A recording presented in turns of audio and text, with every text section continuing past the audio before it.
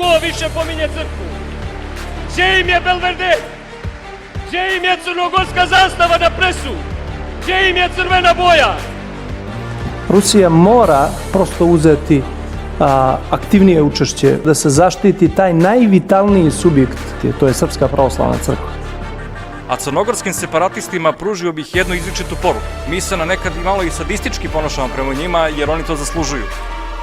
Dakle, u jednom momentu njih 100.000 ostaće protiv nas 7,5 miliona. A onda će biti prilike da sa njima razgovaramo kako im doliko.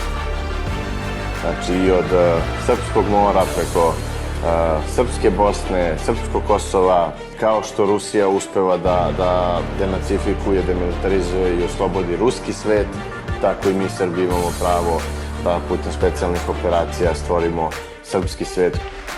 Gdje im je Belverde? Poruka jednoga katonjena čeklica. Znači, ko ne vjeruje i sumnja, neka ne provjeri jesmo li doma, tu smo.